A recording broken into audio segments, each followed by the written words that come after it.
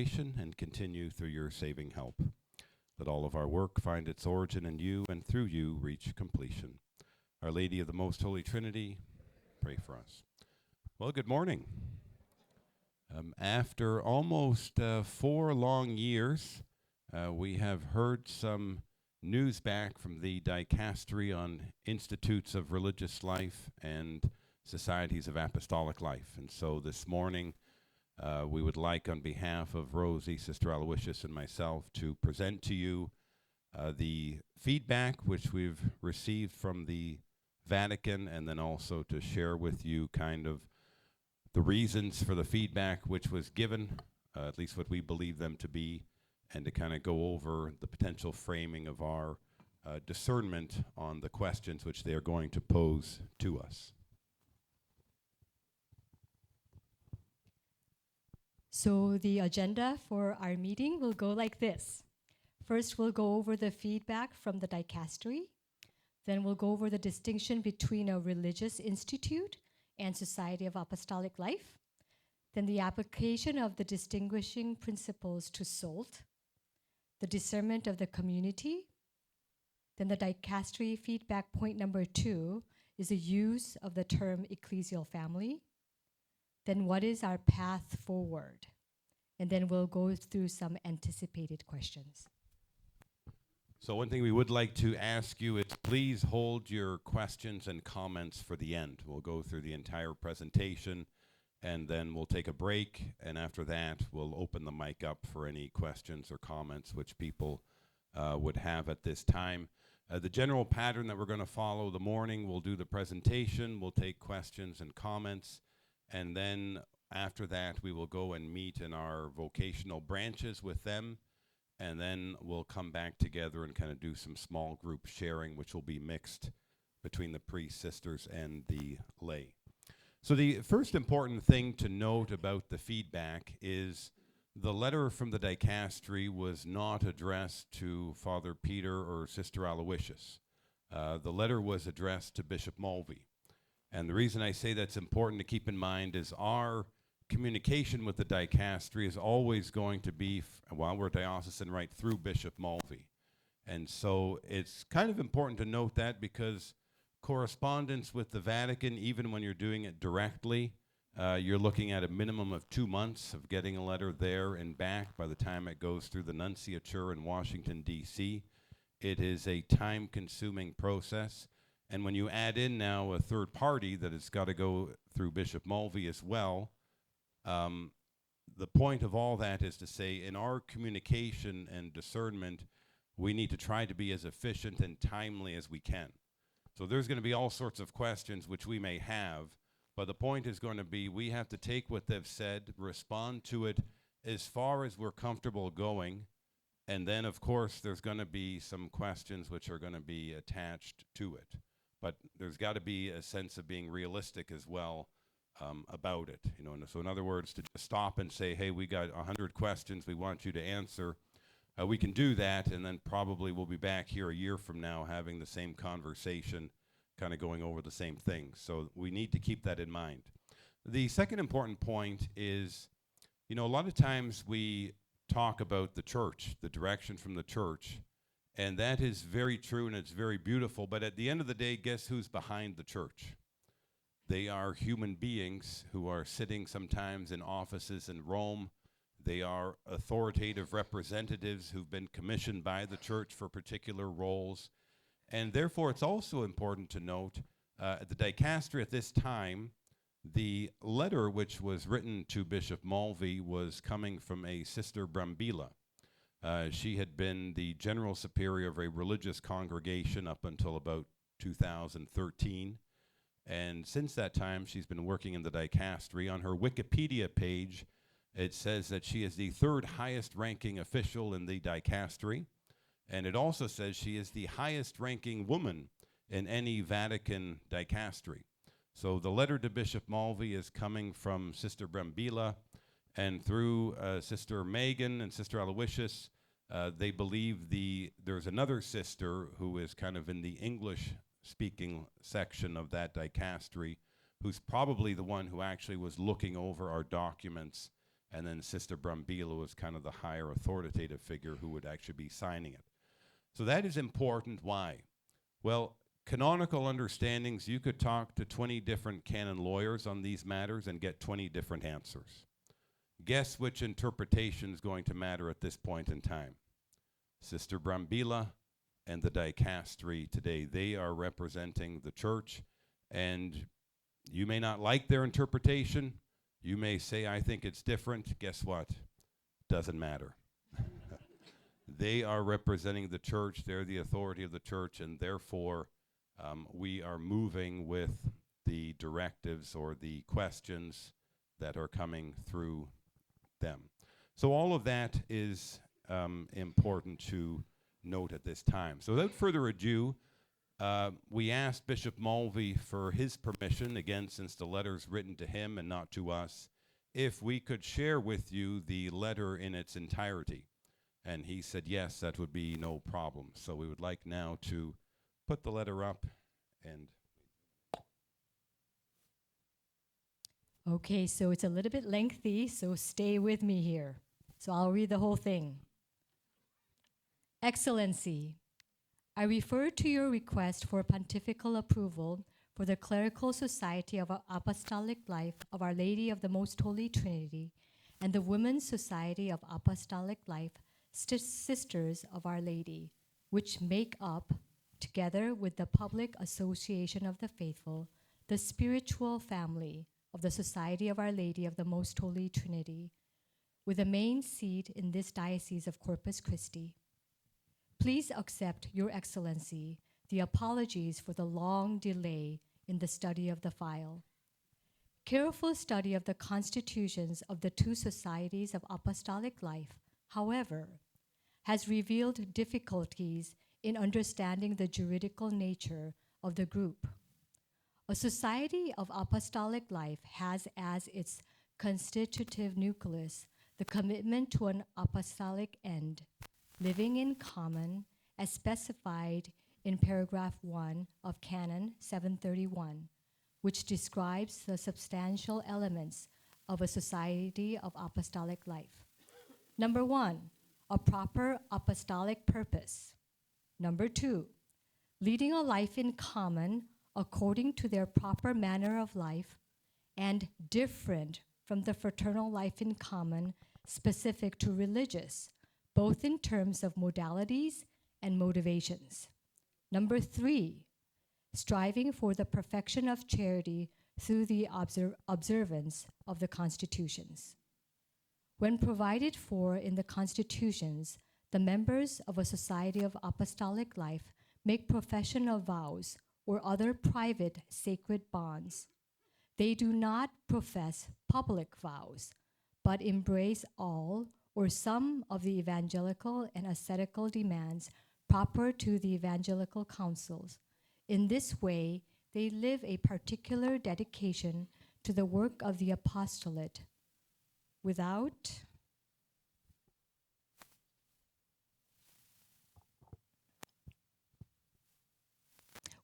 being placed in the status of consecrated life.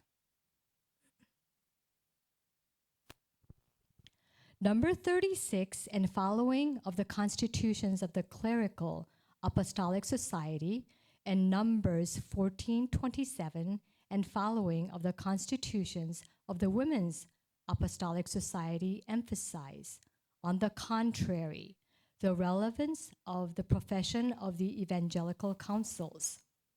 Number 36 from the Clerical Society.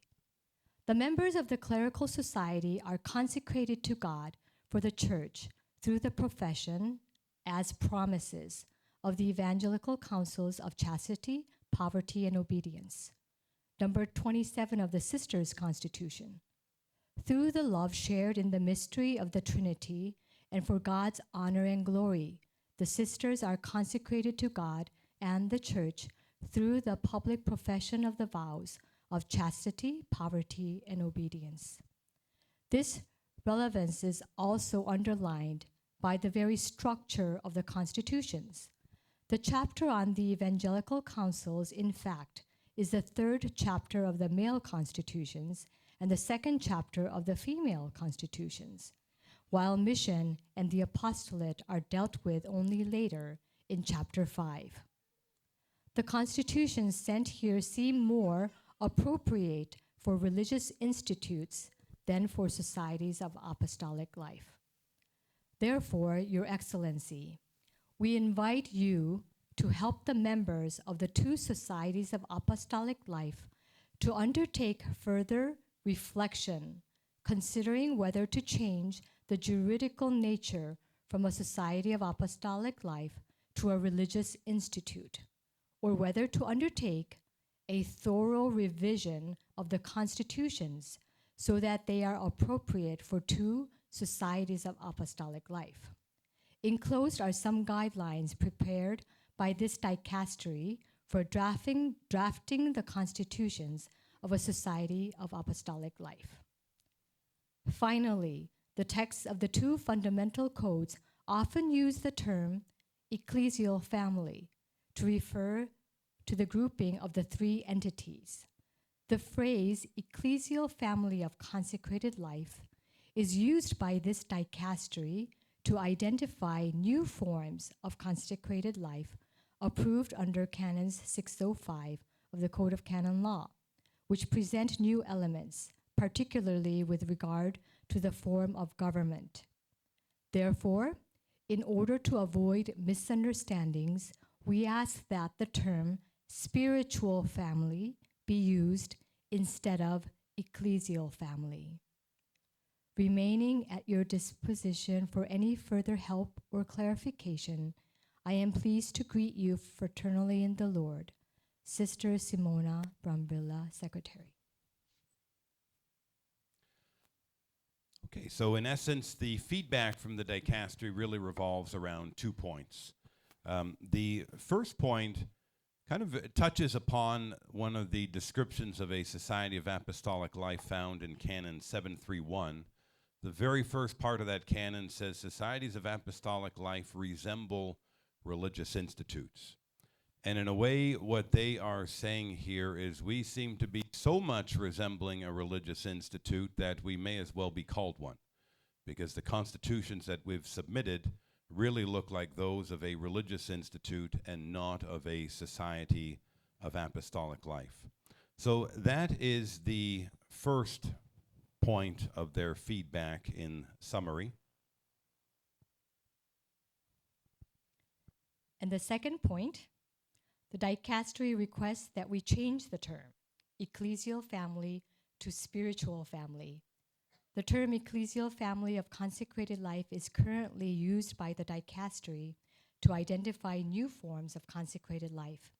As such, in order to eliminate any confusion, they request that we use the term spiritual family as opposed to ecclesial family.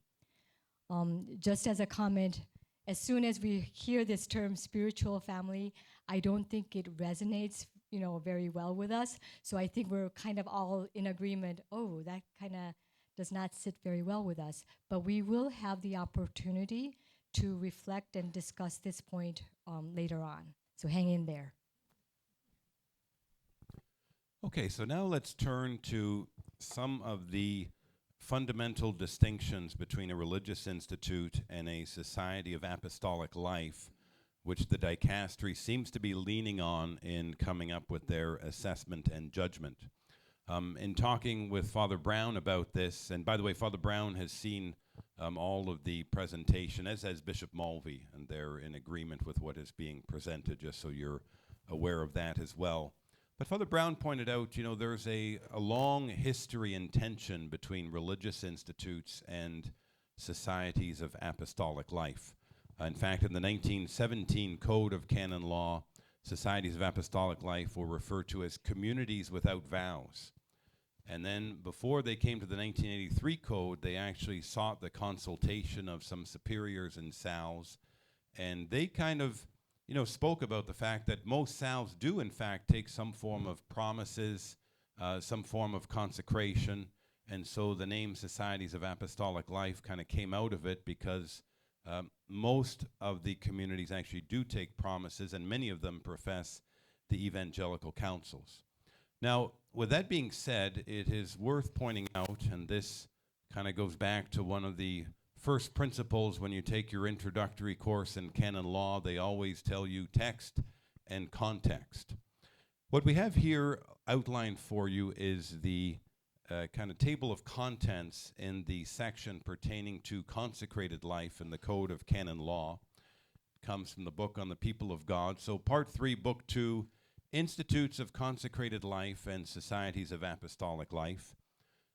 Section 1, Institutes of Consecrated Life. Title 1, Norms Common to All Institutes of Consecrated Life.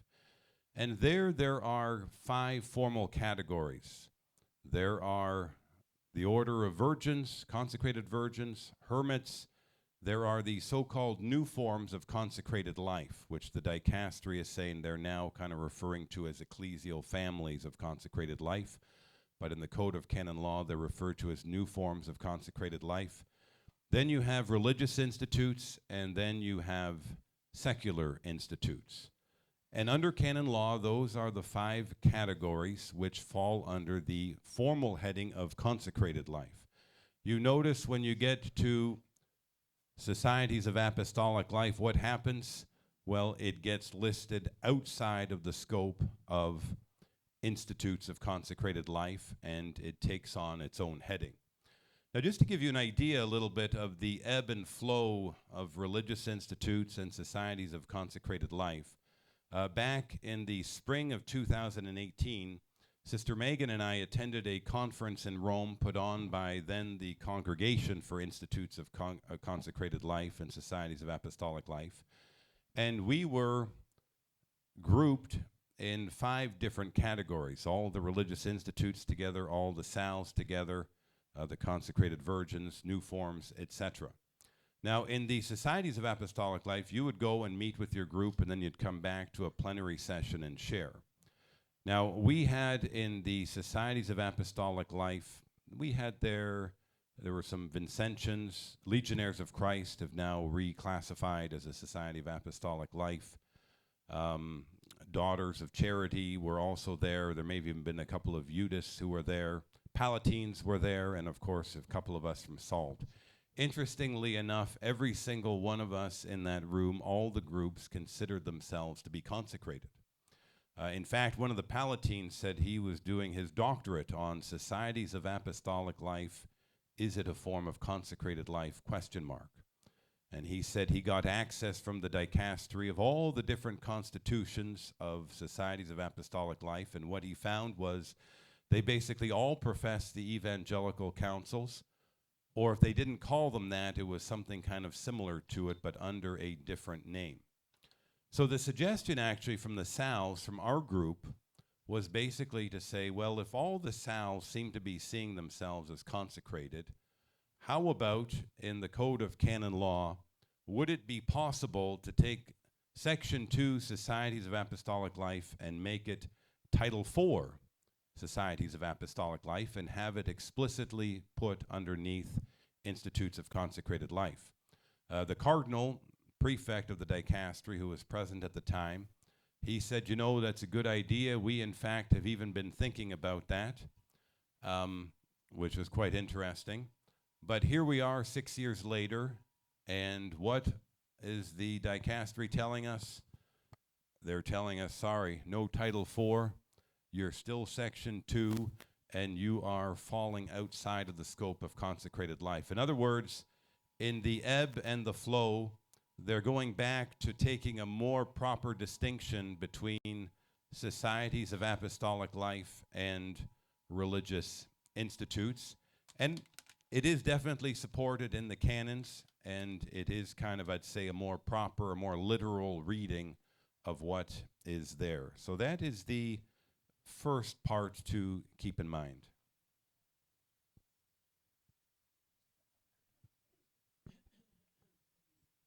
Okay, so the second point. Consecrated life is entered into by public vows of the evangelical councils in a church-recognized form of consecrated life. The need to distinguish between consecration from the perspective of canon law and theology. In a society of apostolic life, Your consecration is based on your constitutions, but it is not, properly speaking, consecrated life from the canonical perspective. So for all of you up to this point, you're thinking, okay, this canon law language is really not doing it for me. Then Father Peter will help us gain a little bit, richer understanding by giving us an example in sports language. Thank you, sister. Just before the example in sports language, were we all consecrated in our baptism? Yes. Do we do consecration of Jesus through Mary according to St. Louis de Marie de Montfort? Yes. See, consecration, like many different words in theology, it's an analogous word. It gets used in different ways. And what's important to understand is the canonical understanding of consecration is something which is actually being interpreted as being quite tight. And under the church to be considered consecrated and under canon law consecrated, you need to profess the evangelical counsels of poverty, chastity, and obedience and public vows in a recognized form of consecrated life. And it's that last part which I think is the context of where it falls within the code. So let me give you an example, as Sister was alluding to. Sister Hesed may appreciate this one more than the rest of you, maybe Father Scott as well. Greatest hockey league in the world is the National Hockey League, the NHL. Everybody knows that. Now, back in the height of the Cold War, the Soviet Union had some amazing hockey teams, and they had some of the best hockey players in the world. One of the standouts from the Soviet-era hockey team was a player by the name of Valery Kharlamov. And he was recognized, most people would say, probably one of the top 5 hockey players of all time. Now, if you were to go and look in the greatest hockey league in the world, the NHL, if you were to look at their list of greatest players, if you were to look at the statistics of points in the NHL, where do you think you would find Valery Kharlamov's name on that list? Wouldn't be there, right? Because everything he did was not recognized as the NHL as being proper to their statistics and their record keeping. Now, is Valery Kharlamov a great hockey player? Indisputably so. He was an amazing player, probably one of the best of all time. In fact, you could say he's probably better than 99% of all the people who played in the NHL. Where is he on their list of all-time points? He's not there, because he didn't belong to the category of playing in the National Hockey League. You know, in some ways, you can belong to a SAL, and you can live the evangelical counsels of poverty, chastity, obedience. You could be living it better than 99% of the people in the religious institutes. And that would be wonderful. And it's always important to remember, our consecrations to God, right? Like our vows are made to God, our promises are made to God. It's not like if you're in a SAL, you get to have your fingers crossed behind your back and say, well, with a wink and a nudge, this only counts 80% of the time. But under canon law, and it's kind of an obvious point, but it is a real one. Under canon law, simply speaking, societies of apostolic life do not formally count as being considered consecrated in the eyes of the church according to canon law, and therefore you're not properly considered to be religious. Are you consecrated? Theologically, yes. In reality, yes. According to canon law, no. Was Valery Kharlamov an amazing hockey player? Yes, he really was. Where is he found? He's not there because he doesn't fall under that category. It's an obvious point, but that's kind of what it is, and it's also the reason why you kind of have this tension between these two things. I hope the example lived up to its billing.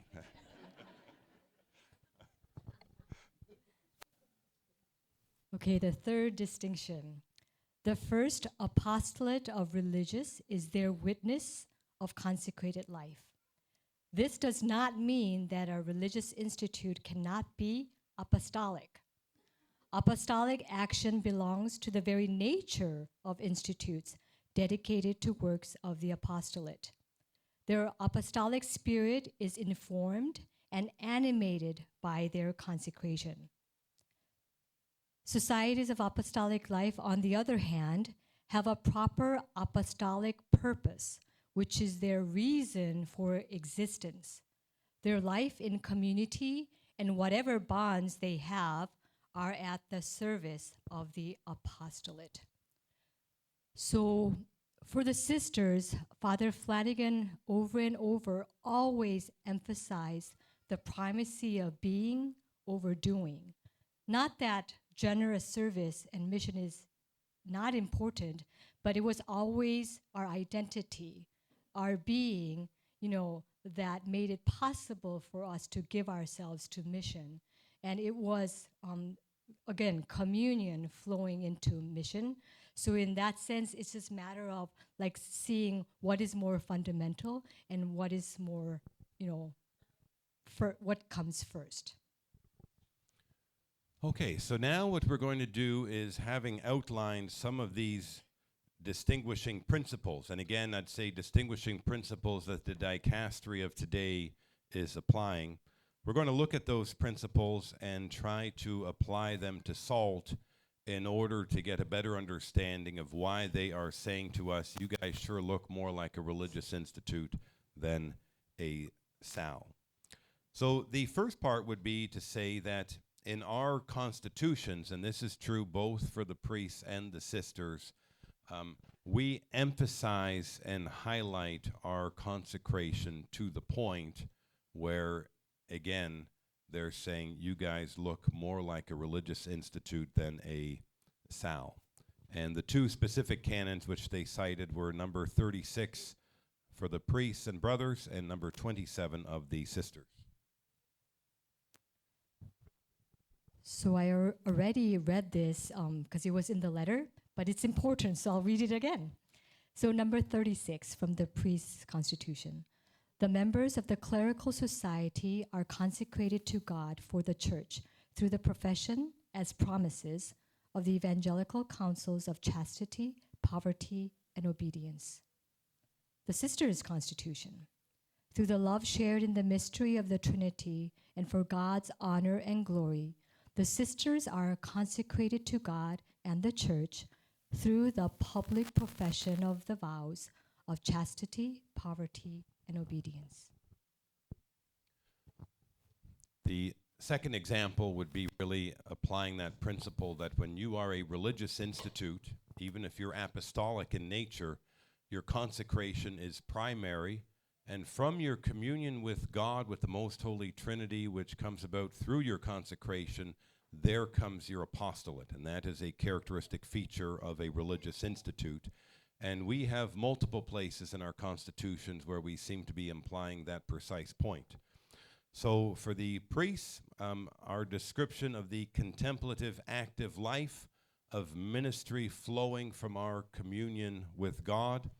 And similarly in the Sister Society number 163, they speak about the Sister Society by its nature is dedicated to the contemplative active life and universal mission of the church. Some more examples from the clerical constitutions. We accomplish our mission through the witness of the evangelical councils from the sisters' constitutions. By the pronouncement of the evangelical councils, the sisters commit themselves to live their discipleship to Jesus through Mary in a relationship which witnesses to the kingdom of God. Okay, so now we're going to move on to the heart of the matter, which is the discernment of the community. And at this point, it's important to remember what is the actual question of discernment that the Vatican is inviting us to consider at this time. In their words, they're asking us, do we want to change our juridical nature for the priests, for the clerical SALT, and the Sister Society to a religious institute, or undertake a thorough revision of the constitutions? Those are the two options being placed before us, and at its heart, that is the matter of discernment. There are any number of potential consequences down either road. but we need to keep in front of us the essential question. Another way of wording the question: do we want to be recognized by the church as consecrated and religious from a formal perspective? Do we see ourselves as consecrated and as religious, and do we want the church to recognize us as such? If we do, well, you have your answer. Another way to put it: do we see ourselves as consecrated according to the description of religious institutes in the Code of Canon Law? In other words, consecration is at the very heart and root of who you are, and apostolate flows from that. Do we see our apostolic spirit as being informed and animated from our consecration?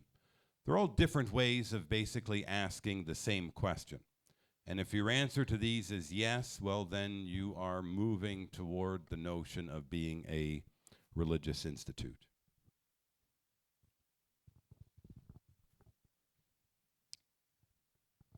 So on the whole, it seems we do envision ourselves as consecrated and as religious. Father Flanagan certainly lived as a consecrated person, introduced the evangelical councils in 1994, and always referred to the sisters as religious in juridical documents. So from the sisters' point of view, Father Flanagan always saw the sisters as religious from the beginning. Our founding sisters, Sister Incarnation and Sister Redemption, they were sent to the Daughters of Wisdom to be formed as religious. We always had a novitiate. In our original documents, the sisters are referred as religious. So in that sense, there's not a huge shift for the sisters in our identity as being consecrated sisters and being spouses of Christ. I think for the priests on this point, it's probably a little bit more complex than for the sisters, because up until 1994 in our juridical documents, we were referred to as being a group of well-organized diocesan priests. Now you can, why is everybody laughing at the well-organized part?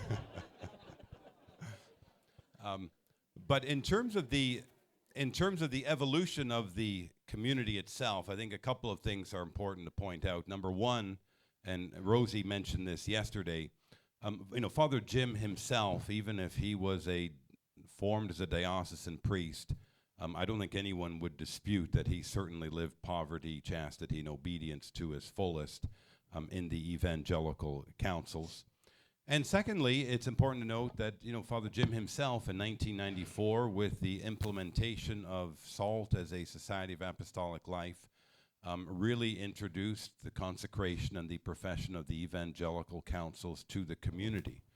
And so I think we also wouldn't be able to look back and say, well, wait a second here, Father Jim said we're diocesan priests, we need to go back to that. Clearly there has been an evolution over time with respect to the priests and the sisters regarding this, and with the institution of the profession of the evangelical councils, it seems as well that the priests more and more have come to look at ourselves, and the brothers, to look at ourselves as being consecrated and as religious. In fact, probably a lot of us even say we belong to a religious community. The second point for our discernment on the question is Father Jim himself seemed rather flexible when it came to the juridical category that SALT would be fitting into. He seemed always quite ready to accept the advice of the congregation or the dicastery in terms of moving in particular directions. SALT was founded in 1958 as a pious union in the Archdiocese of Santa Fe. 1964, we became a pious union in Kansas City. In the 1970s, Father Jim wanted SALT to be a personal prelature. We actually have the whole document of the personal prelature being written. That was not accepted. One little one, which is oftentimes overlooked, when we came to Corpus Christi in 1992, we were actually first established as a public association of the faithful. in 1992. That lasted for 2 years, and then we became a Society of Apostolic Life.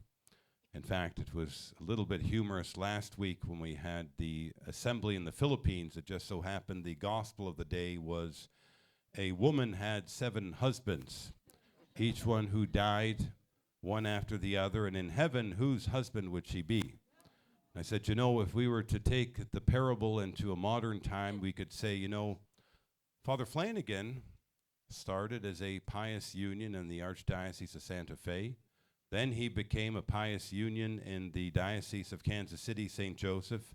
He wanted to be a personal prelature. Then he became a public association of the faithful. Then he became a Society of Apostolic Life. And who knows, maybe he would be a member of a religious institute one day. Now, when he gets to heaven, which association is he going to belong to? It's kind of a joke, but it also kind of highlights a point, which is to say, the most important thing for us as SALT is to live our charism and is to live our patrimony. That is what is at the heart of it.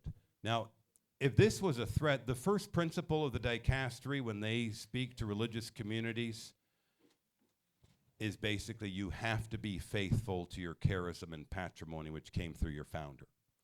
So if they thought this move was a threat in any way to us living our charism or patrimony, why would the congregation or dicastery, which precisely has as its guiding principle fidelity to the patrimony and charism of the community, why would they invite us to consider this if they thought it would be a threat to our charism and patrimony?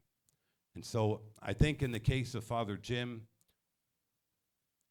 honestly, I think he would go with the flow of saying, hey, if the church is recommending it, let's move in the spirit that the church is leading us.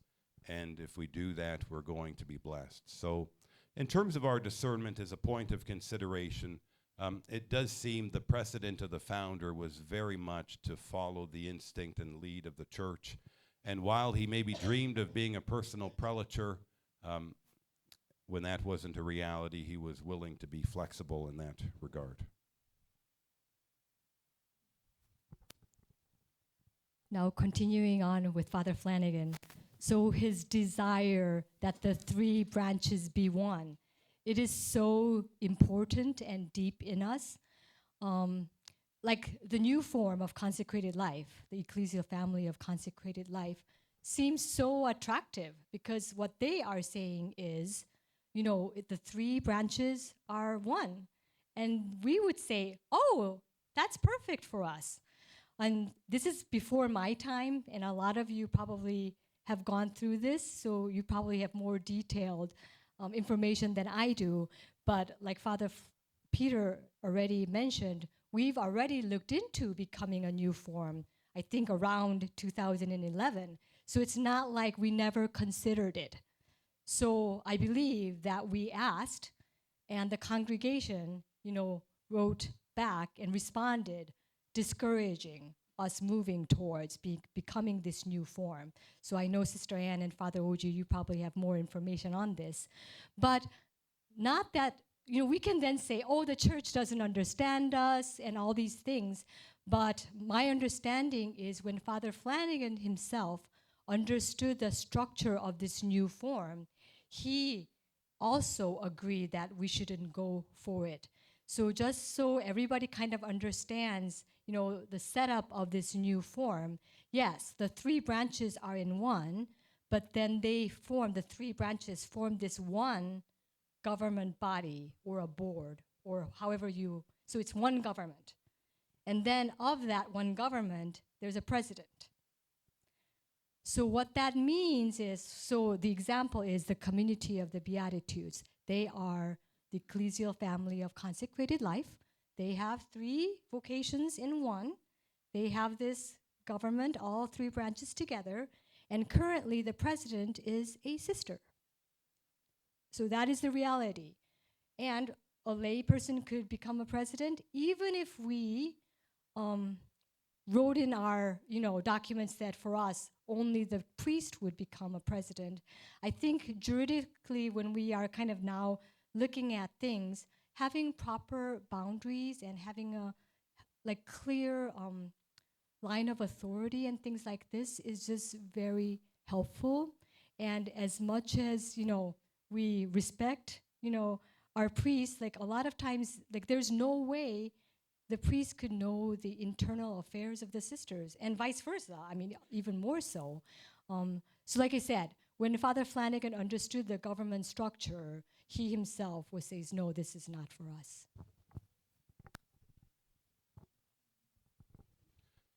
Third point for consideration for discernment is a pragmatic perspective. Now, again, we have to primarily look at the essential question, which is, do we see ourselves as being consecrated and religious? That really is at the heart of it. And so don't let any of this sway you.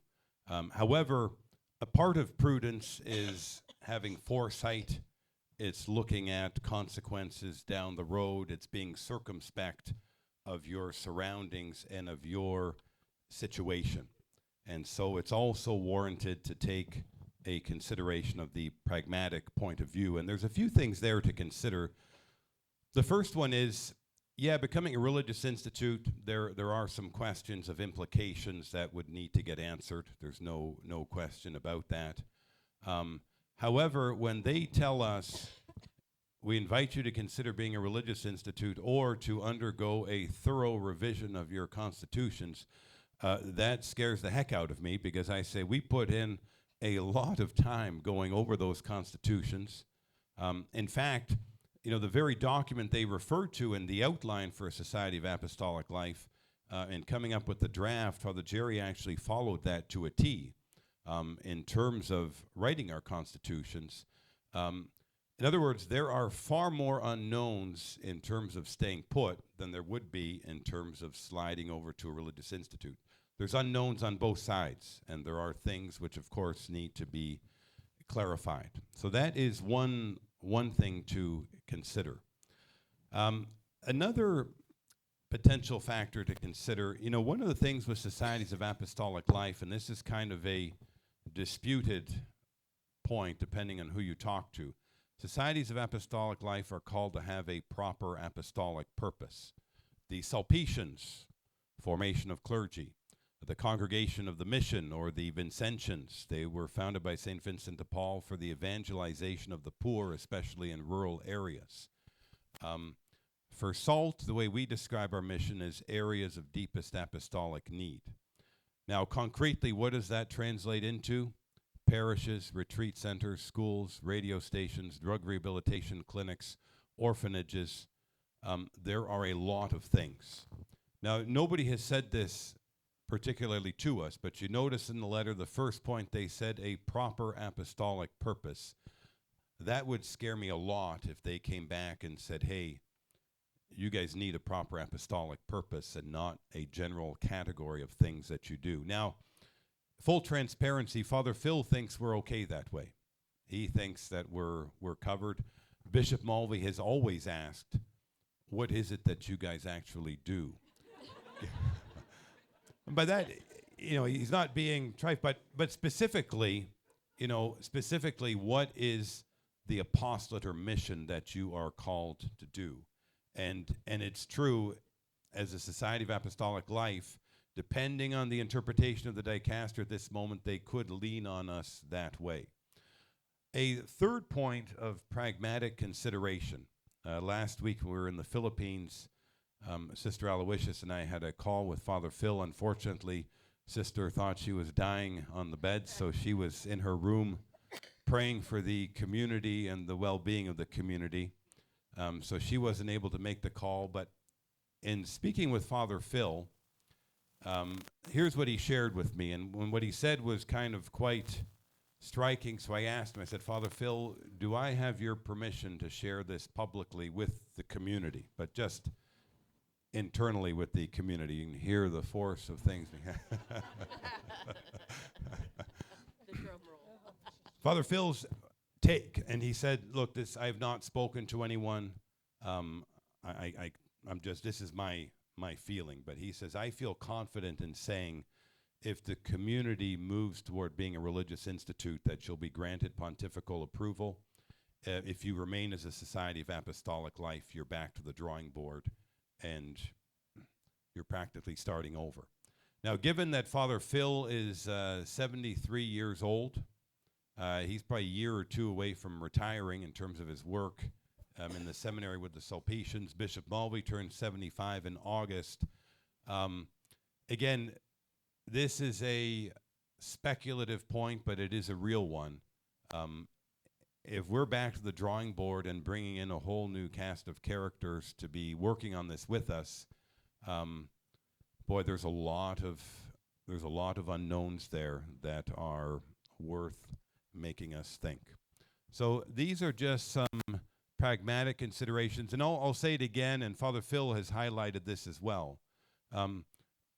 Nobody wants us to make a move out of fear, you know.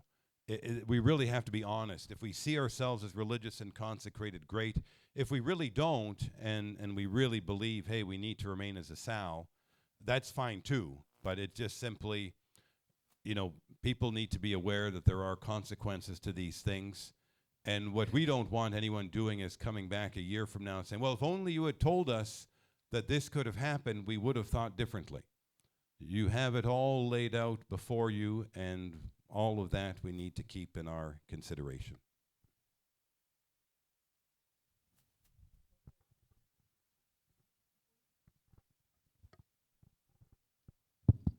Fourth point. This is the big one. Transition to a religious institute does not appear to impact our living of the charism or our relationship with the other two branches. Essentially, the communion document would continue to govern the life on the teams and our relationship with the other branches. So I think when the feedback came out, I think the big question is, what about our charism? And then what about the laity? And so we spoke with Father Brown, and I also spoke with a canon lawyer. She was here back in 2013 with us. Her name is Sister Kelly Connors. So she's a canon lawyer who specialized in religious law, and she's also a consultant at the dicastery in Rome. So we had a phone conversation. So this was the point that was, you know, heavy on my mind. So I asked her what she thought, and her point was the exact same thing as Father Brown, that the dicastery letter, you guys saw it, like the whole thing, it says nothing about our charism, our working as teams. I mean, it touches on the nomenclature, but not really like how we operate, and our communion document. So like, you know, again, from what we can gather so far, you know, it is not touching on those aspects.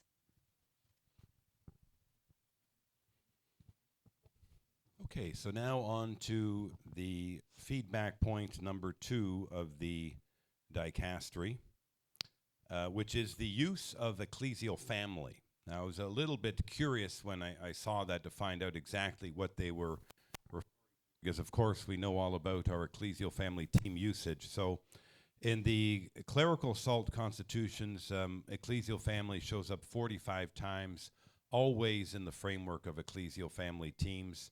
The Sisters Constitution shows up 23 times, again, always in the context of ecclesial family teams.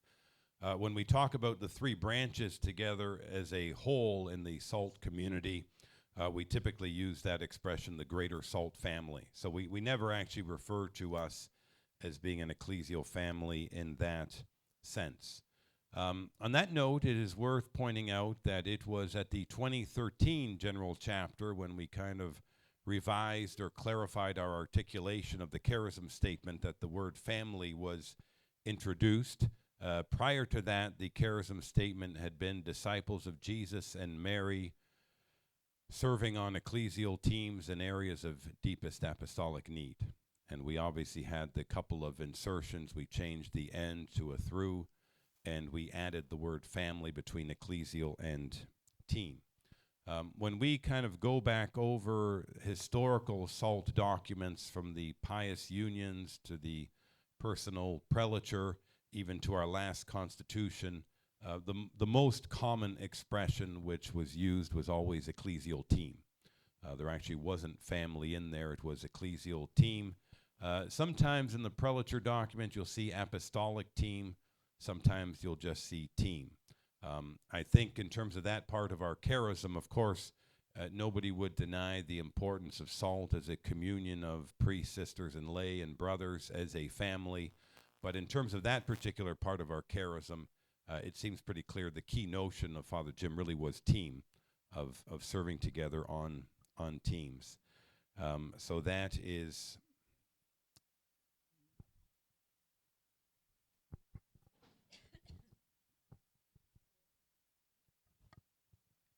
As I mentioned before, the suggestion to move to spiritual family seems to miss the mark. So we'll have to come up with something else. So some alternatives. Maybe we can just go with team, or ecclesial team, mission team, SOLT mission team, or other suggestions. So like I said, we'll have time later on to be able to, discuss and, exchange ideas.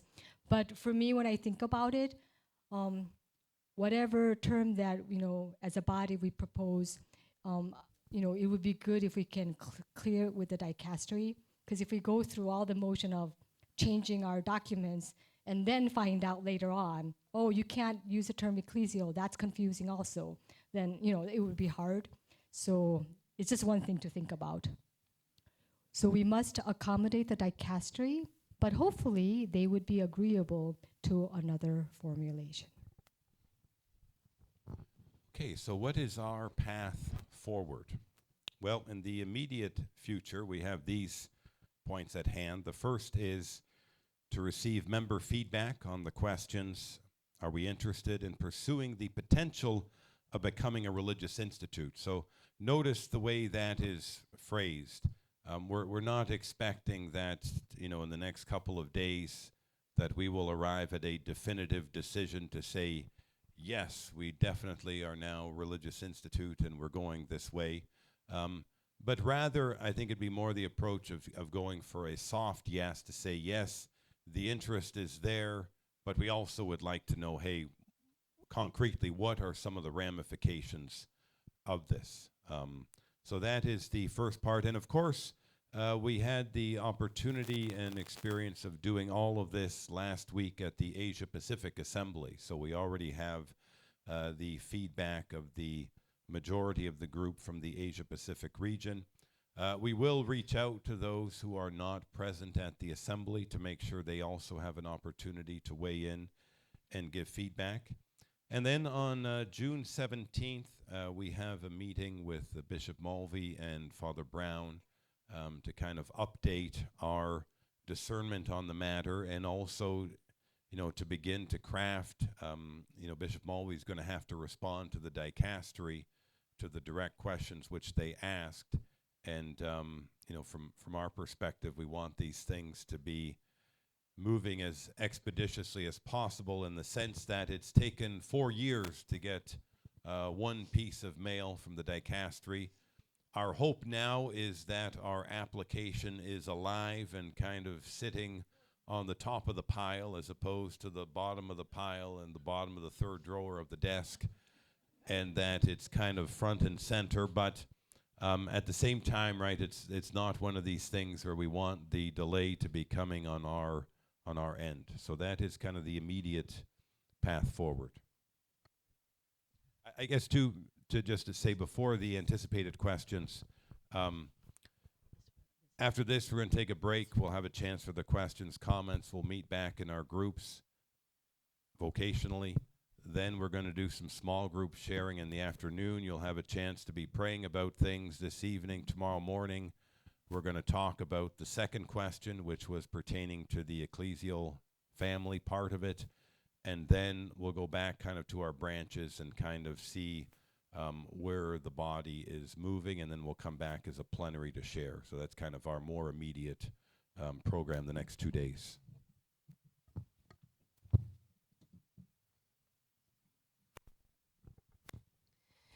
So now, some of the anticipated questions, and the first one being, what would a change in the status to religious institute mean for the SOLT laity? And based on the feedback so far, there doesn't indicate that there would be a change. We would continue to be governed by our principles of union and communion, which is the document that explains how we relate to each other within the SOLT community.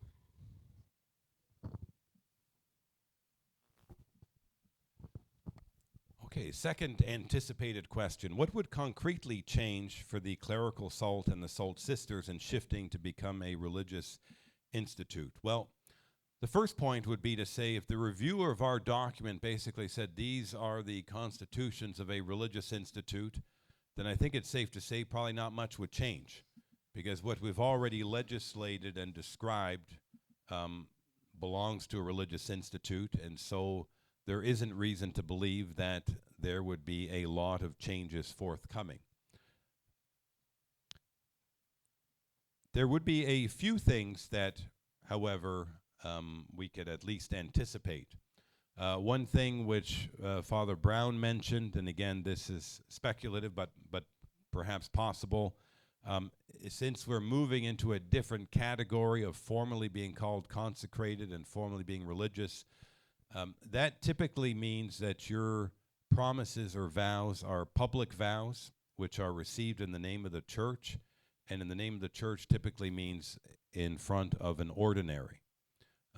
And while SALT is a diocesan rite community, our ordinary is the Bishop of Corpus Christi.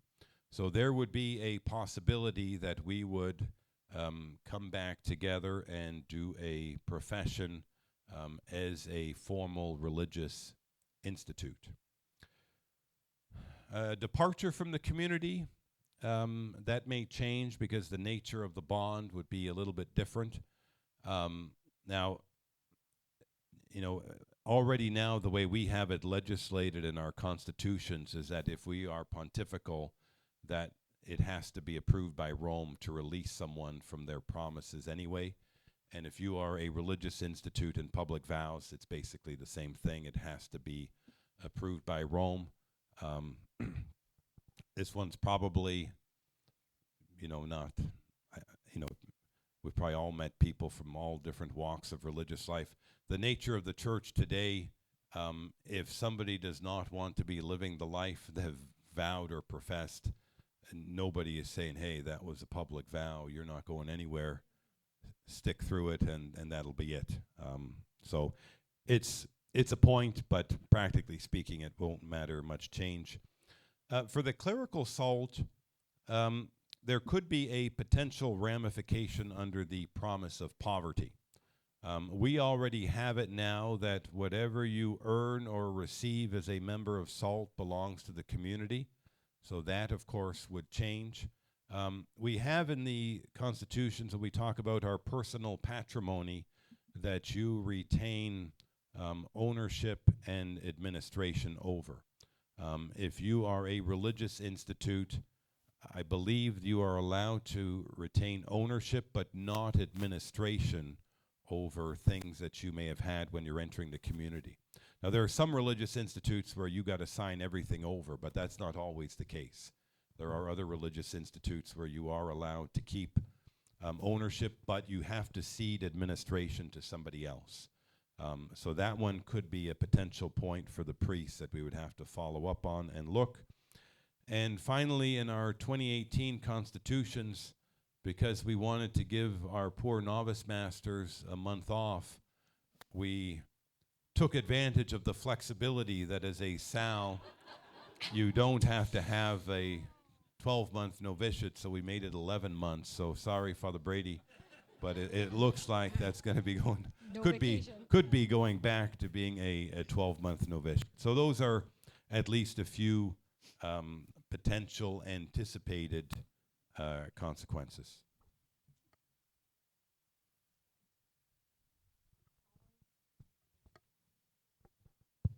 following up with the sisters, for the sisters' constitutions, our poverty section and our novitiate, it's already written as religious institutes, so there would need no change. So, third point, what are the consequences of remaining a cell? As you already heard from the letter, a thorough revision of the constitutions. And again, potential need to specify apostolic purpose. I was involved in kind of rewriting the constitutions for the sisters. And again, this part is really a little bit scary because we wrote our constitutions the way we're living, and to be just a thought of having to revise it completely, and even like the fraternal life and community section, that the modalities have to be different than what it is for religious institute. I don't even know what that means. So again, the prospect is very, very scary, but we will have to see how we move together.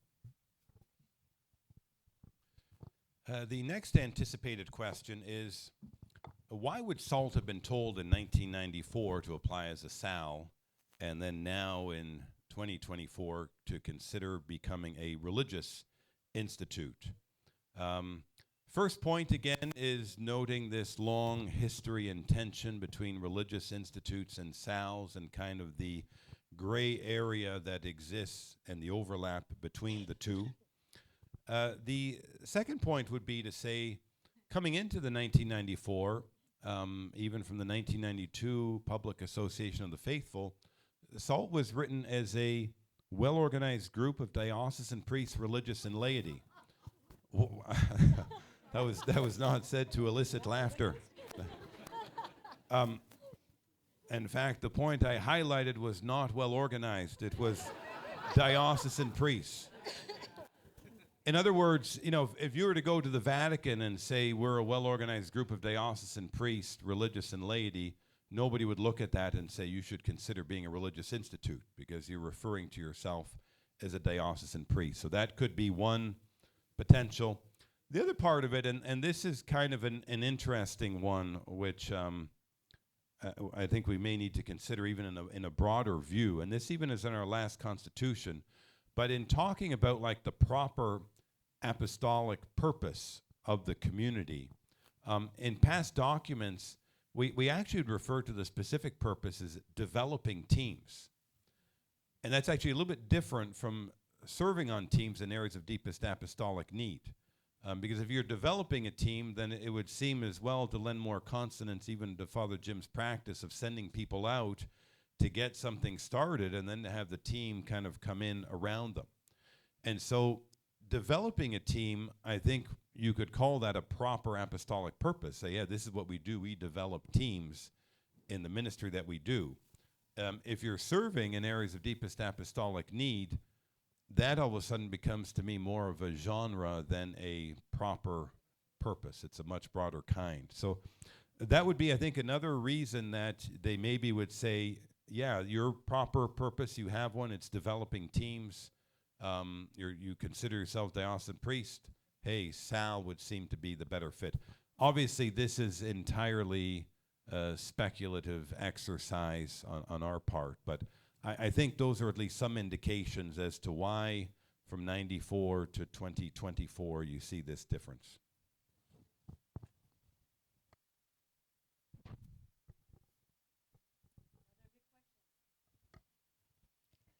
Can a religious institute be focused on mission? The answer is a resounding yes. The first apostolate is the witness of the consecrated life, but this witness can take place in the course of ministry and mission according to the community's purpose. So again, communion always flows into mission. Love is always fruitful. So because we switch to a religious institute, does that mean that we have to always be praying in the convent and we won't be serving generously? So I think just in conclusion, that is the last anticipated question. I think, I don't know if we had any idea what to expect in terms of the feedback we'd be getting from the dicastery. probably were hoping it just would be a yes and let's throw the party and celebrate. That would have been nice. Probably would have been naive to think that that was actually the way it was going to work, even if it was the hope. To be honest with you, I think for all of us, when we first kind of got the feedback, it was maybe a little bit of disappointment at first, but then kind of coming around and reflecting on it more, kind of seeing it really as being something positive and an invitation which the church is giving us, and also a path forward. I think for us as a community, the most important thing is really to be united together in communion between the priests, sisters, and lay, both within our branches and between our branches in the response that we have.